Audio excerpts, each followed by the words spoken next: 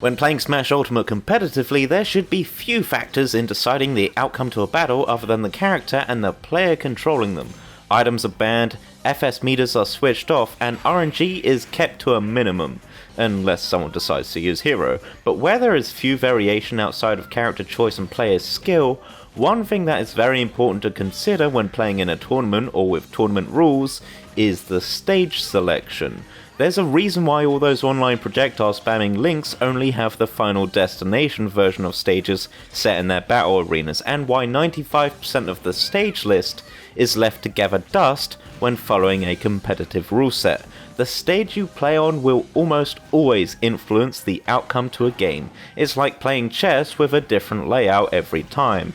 Even stages that seem totally identical have differences that could make or break a match, and while different tournaments do allow for slightly different selections of stages, you're mostly going to be given the option of choosing between these 9. But how do you decide which stages you should be banning and which you should be trying to play on? Well, as you can imagine, there are a lot of different factors to keep in mind, and I'll be going over the main 5 that you should always consider when playing Smash in tryhard mode.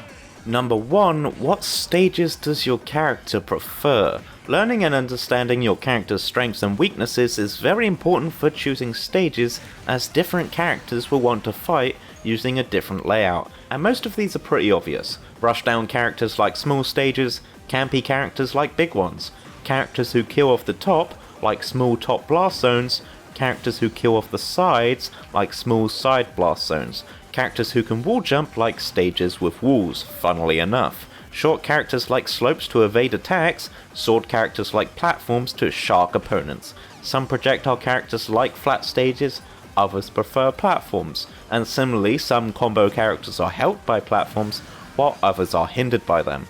Recognizing what sort of archetype your main falls into can be a good first step into identifying what sort of stages your character would be good on.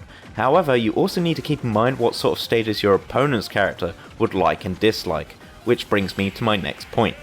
Number 2, what stages benefit the current matchup? Depending on what character you're using, there may be times where you're actually banning the stages you like or your character is good on based on what character your opponent is using. Say your character gets a lot of platforms, for example, as it helps them extend combos. That doesn't necessarily mean you're always going to want to be on Yoshi's Story or Battlefield, because your opponent might be playing Mario, for example, and might get even more off platforms than your character does. It's a situation where you really need to compare the characters and see who benefits the most from certain stage types. Like sure, if you're playing as a ground-based character, you're gonna want flat stages. But what if your opponent is a projectile-heavy character? You'll have less options to approach, and so you'll have to decide, do I still want to go on the stage, or is it worth going outside of my comfort zone for the sake of countering my opponent's playstyle? And if you're ever unsure of the matchup or what stages you should be picking, you can always try and pick a stage that's usually pretty neutral, like Smashville or Pokemon Stadium 2. They're not banned too often because not many characters can get huge rewards from either stage, with maybe a few exceptions. Number 3, what stages do you personally prefer? This one is literally about you as a player. There's not really much I can say here, except for the fact that this will always be personalized to you and therefore can't really be wrong. However, if you do perform really well on a stage that's beneficial to your character, it's kinda a double thumbs up to try and pick that stage as much as you can, unless of course it conflicts with point 2, in which then you'll have to decide whether it's worth it or not. The same goes for stages you like playing on that your character doesn't strive off.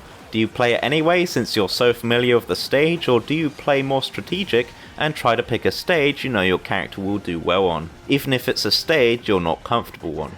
Again, the choice is yours. For example, despite the stage not really benefiting my characters, I do well on FD because of all the years I was forced to play on it back in the days of For Glory. And I think that's a big reason why lots of people don't like platforms. Some just still aren't used to them. Number 4, what sort of stages is your opponent banning? Identifying and analysing this can help you choose counter stages, that is if you're deep enough into a set to see a pattern of what stages your opponent is trying to avoid. They may be striking specific stages they don't personally like, or stages which their character isn't good on, and if you don't know the character very well, it might be hard to identify which of the 2 reasons it could be.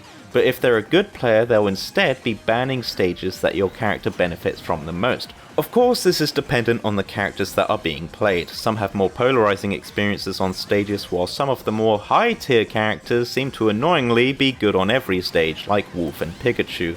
But in a way, this step in your thought process is more of a reminder that your opponent will be picking and striking stages using a number of factors, and this is where the mind games start to come into play. Like a goddamn chess game again. And finally, number 5, what stages are you and your opponent winning on? Sometimes knowing the matchup or going on stages you like isn't enough because everyone plays their characters differently. You might have banned FD to stop this spamming Ness, only to remember that this isn't Wi-Fi and instead he's all up in your face using the stage you chose to his advantage. It's good to record in your head what stages you're doing well on in a competitive environment and what stages aren't working out for some reason and understanding why. Sometimes it just takes more time and experience to realize why certain stages are helping you out more than you would think, and vice versa, and more often than not you might just need to feel it out with a specific matchup on a specific stage. Similarly with stages your opponent keeps winning on, adapting and learning from that can help you understand why they're doing so much better on a particular stage and might cause you to strike differently. This gets a little more confusing if DSR is in effect, since you can't choose a stage you've already won on, and if you're a character like Little Mac for example, you might struggle to find another stage that works as well as FD. But of course, once again, it always depends on the rule set and the matchup.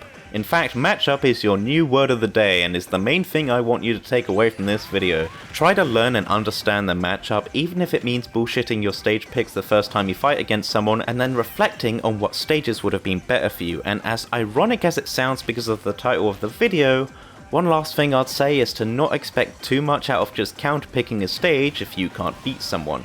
Stages can definitely help and hinder, but they're not there to compensate for your lack of skill. Much like how you can pocket a top tier all you want, but you still gotta be good at the game. This isn't Smash 4 Cloud. The most important part of playing a fighting game will always be getting good. Just make sure you combine that with a decent stage and you'll be better off. Who knows, it could save your skin one day. Anyway, thanks for watching and be sure to look out for my Incineroar montage coming out later in the month. Subscribe and press that bell to stay updated. See you next time!